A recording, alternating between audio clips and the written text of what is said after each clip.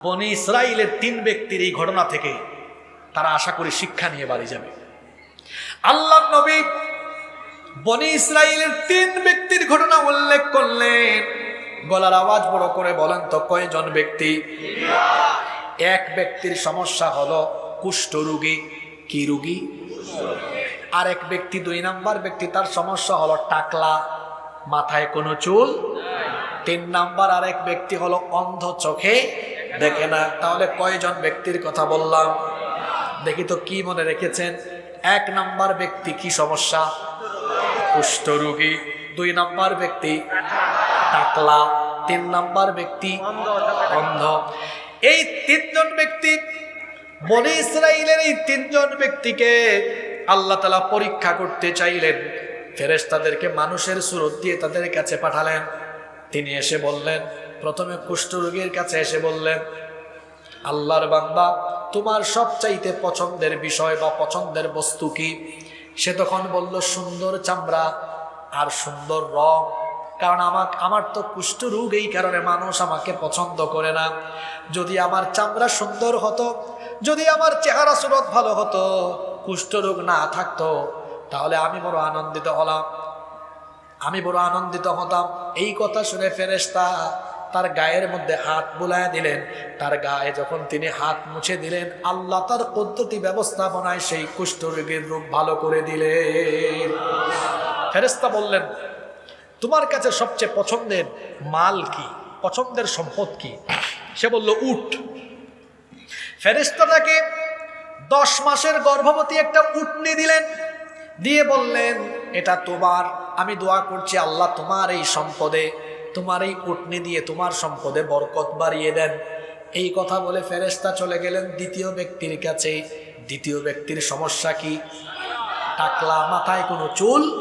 ফেরেশতা গিয়ে বললেন, হে আল্লাহর বান্দা, তোমার সবচাইতে পছন্দের বস্তু কি? সে বলল, যার মাথায় চুল নাই, চুলের চাইতে তার পছন্দের কিছু থাকতে পারে নাকি?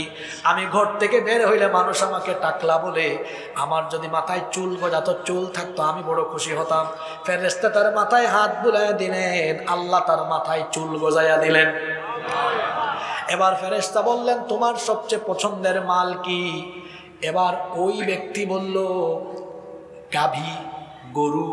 ফেরেশতা আবার 10 মাসের গর্ভবতী একটা গাভী দিয়ে বললেন, এই গাভীর মাধ্যমে আল্লাহ তোমার সম্পদে বরকত বাড়িয়ে দেন। ফেরেশতা চলে গেলেন 3 নাম্বার ব্যক্তির কাছে। 3 নাম্বার ব্যক্তির সমস্যা ছিল অন্ধ। ফেরেশতা গিয়ে বললেন, আল্লাহর বান্দা, তুমি কোন বিষয় আল্লাহর কাছে চাও? সে বলল, আমি অন্ধ মানুষ, চোখে দেখি না। আসমান কেমন, জমিন কেমন, দুনিয়ার মানুষ কেমন আমি জানিও না। যদি চোখে দেখতাম তাহলে আমার মন প্রশান্ত হয়ে যেত, আমার মনটা আনন্দে ভরে যেত। ফেরেশতা আবার অন্ধ ব্যক্তির চোখের উপরে হাত বুলায় দিলেন, আল্লাহ তার চক্ষু ভালো করে দিলেন। সুবহানাল্লাহ পড়বেন না? ফেরেশতা বললেন, তোমার সবচেয়ে পছন্দের মাল কি? এবার ওই ব্যক্তি বলল, ছাগল। ফেরেশতা একটা ছাগি তাকে দিয়ে বললেন, গর্ভবতী ছাগে দিয়ে বললেন, এই ছাগির মাধ্যমে আল্লাহ তোমার সম্পদে আরো বরকত বাড়িয়ে দেন। তাহলে এই 3 ব্যক্তির 3টা সমস্যা দূর করে দিয়েছেন কে? আল্লাহ। জোরে বলেন। 3 ব্যক্তির সমস্যা দূর করে দিয়ে 3 ব্যক্তিকে আবার সম্পদ দিয়েছেন কে? কয়েক বছরে প্রথম ব্যক্তি কুষ্ঠ রোগী যে ভালো হয়ে গেল, তার উটনির মাধ্যমে বিরাট উটের পাল হয়ে গেল। দ্বিতীয় ব্যক্তির গাভী থেকে বিরাট গরুর পাল হয়ে গেল। তৃতীয় ব্যক্তির ছাগি থেকে বিরাট ছাগলের পাল হয়ে গেল। এবার কয়েক বছর পরে আল্লাহ এই ব্যক্তিদের পরীক্ষা করার জন্য আবার ফেরেশতাকে পাঠালেন। ফেরেশতা মানুষের সুরত ধরে প্রথম ব্যক্তিকে গিয়ে বললেন, যে ব্যক্তি আগে কুষ্ঠ রোগী ছিল, গিয়ে বললেন, আমি মুসাফির, আমি পথিক, আমি যে সম্পদ, আমি যে পাথেয় নিয়ে এসেছিলাম, সব পাথেয় হারিয়ে গিয়েছি, কিছুই সাথে নাই। আমি আমার গন্তব্য পর্যন্ত পৌঁছাতে পারবো এমন কোনো টাকা করি আমার সাথে নাই।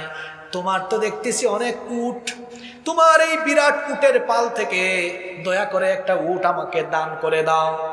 সে তখন বলল, আমার এই উট আমি তোমাকে দিতে পারবো না, চলে যাও। তখন ফেরেশতা বললেন, কি করে এমন নাফরমানি করতে পারলে? তোমার তো কিছুই ছিল না, এই উট আল্লাহ তোমাকে দিয়েছেন, তুমি তার পথে দিতে পারলে না। সে বলল, এগুলো আল্লাহ আমাকে দেন নাই, আমি উত্তরাধিকার সূত্রে পেয়েছি। নাউজুবিল্লাহ।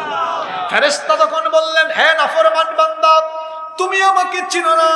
বহু বছর আগে আমি তোমার কাছে এসেছিলাম, তোমার কুষ্ঠ রোগ ভালো করে আল্লাহ দিয়েছিলেন, তোমাকে আল্লাহ সম্পদ দিয়ে আজ আমার মাধ্যমে আবার পরীক্ষা করলেন, তুমি পরীক্ষায় ফেল করলে, এই জন্য আল্লাহ যে সম্পদ তোমাকে দিয়েছেন এই সম্পদ আবার আল্লাহ কেড়ে নিয়ে তোমাকে রাস্তার ফকির বানায় দিবেন।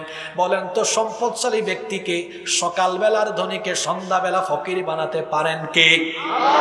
ফেরেশতা আবার দ্বিতীয় ব্যক্তির কাছে গেলেন, যেই ব্যক্তি টাকলা ছিল, মাথায় চুল গজিয়েছে, গরুর পাল হয়েছে, তাকে গিয়ে ওই ফেরেশতা বললেন, আমি মুসাফির, সহায় সম্বলহীন এক পথিক, আমি আমার গন্তব্য পর্যন্ত পৌঁছাবো, কিছুই আমার সাথে নাই, তোমার তো অনেক বড় গরুর পাল, আমাকে একটা গরু দিয়ে দাও। সে বলল, না, আমি তোমাকে দিতে পারবো না। ফেরেশতা বললেন, আল্লাহ তোমাকে দিয়েছেন, আল্লাহর পথে একজন মুসাফিরকে কেন সাহায্য করো না? সেও একই কথা বলল, এগুলো আল্লাহ আমাকে দেন নাই, আমি আমার পৈতৃক সম্পদ থেকে উত্তরাধিকার সূত্রে পেয়েছি। নাউজুবিল্লাহ। ফেরেশতা গিয়ে বললেন, হে আল্লাহর বান্দা, আমি মুসাফির, আমার সম্বল পাথেও সব হারিয়ে গিয়েছে, আমাকে একটু সাহায্য করেন, বিশাল ছাগলের পাল আছে আপনার, যে কোনো একটা ছাগল আমাকে দিয়ে দেন।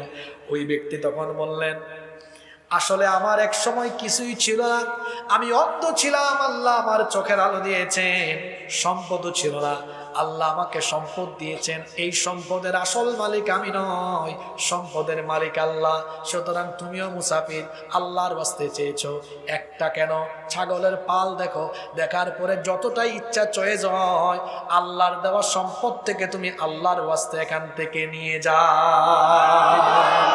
ফেরেশতা বললেন, আপনার একটা ছাগলেরও আমার দরকার নাই, আল্লাহ পরীক্ষা করেছেন, পরীক্ষায় আপনি পাস, আল্লাহ আপনার সম্পদে আরো বরকত দান করেন। সুবহানাল্লাহ। কি বুঝলেন এই হাদিস থেকে? আল্লাহর পথে যারা খরচ করে এদের সম্পদ কমে না, সম্পদ আরো বাড়িয়ে দেন কে? আচ্ছা বলেন তো, সম্পদ কমানো আর বাড়ানোর মালিক আপনি না আল্লাহ? আপনার ফ্যাক্টরি, ইন্ডাস্ট্রি, ব্যবসা বাণিজ্যের বরকত হবে কি হবে না, এটা আপনার উপর ডিপেন্ড করে না আল্লাহর উপর ডিপেন্ড করে? এই জন্য আল্লাহর দেওয়া সম্পদ থেকে অভাবী অসহায় মানুষকে দান করতে হবে, দিয়ে দিতে হবে। মনে রাখতে হবে আপনার সম্পদে তাদের হক আছে, এজন্য আল্লাহ বলেছেন, ওয়াফি আমওয়ালিহিম হাক্কুল লিসসাইলি ওয়াল মাহরুম, তাদের সম্পদে অভাবী অসহায়দের হক আছে, এরা আসলে ফিরায় দেওয়া যাবে না।